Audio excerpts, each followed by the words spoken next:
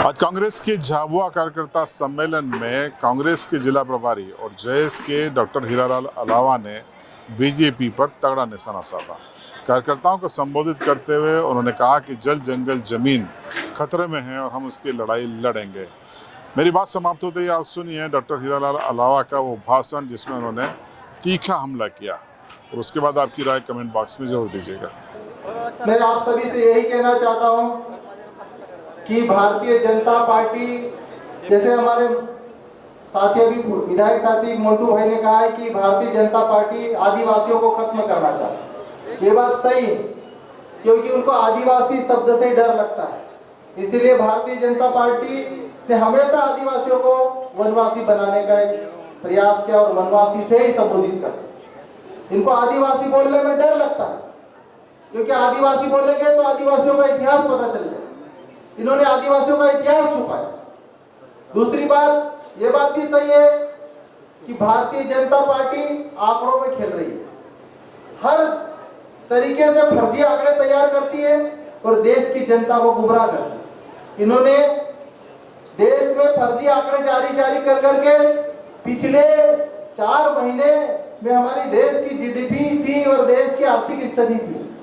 पिछले 4 महीने के भीतर 10 लाख करोड़ रुपया विदेशी निवेशकों ने निकाल लिया। और आज भारत की स्थिति, मतलब आर्थिक स्थिति इस कदर है कि तंगहाली की स्थिति में देश खड़ा है। ये क्यों?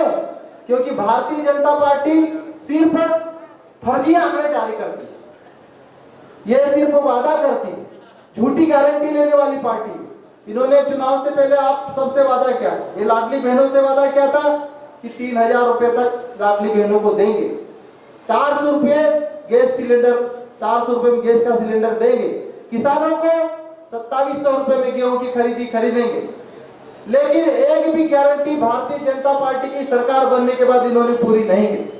दूसरी बात, आप सभी साथियों को मैं बताना चाहता हूं, कांग्रेस पार्टी वह पार्टी है जिन्होंने आदिवासियों के जल जंगल और जमीन की रक्षा करी।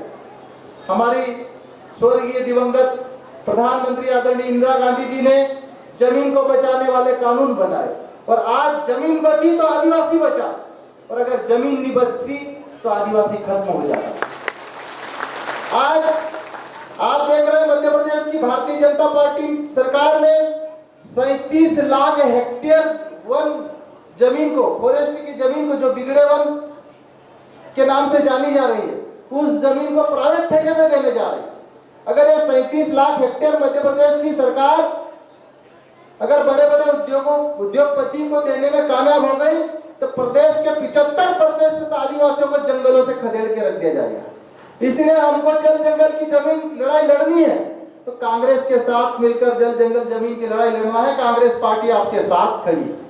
और एक और महत्वपूर्ण बात, हमारे कई साथियों ने कहा है कि हमारे जो गद्दारी करता है तमाम बीजेपी पैसा देती है, लेकिन ये बात भी सत्य है कि अगर कांग्रेस पार्टी एकजुट होकर चुनाव लड़ेगी तो जो 2028 में कांग्रेस की सरकार मध्य प्रदेश में बनेगी, तो आदिवासियों की जल जंगल जमीन की रक्षा करने की गारंटी कांग्रेस पार्टी लेती है। इस बात की गारंटी डॉक्टर हीरालाल अलावा भी देता है, क्योंकि हम लोग कांग्रेस पार्टी के साथ मिलकर 5वीं अनुसूची हो, 6वीं अनुसूची हो, पैसा कानून हो, फॉरेस्ट राइट एक्ट हो, हम आदिवासियों को उनके अधिकार देने के लिए तैयार हैं।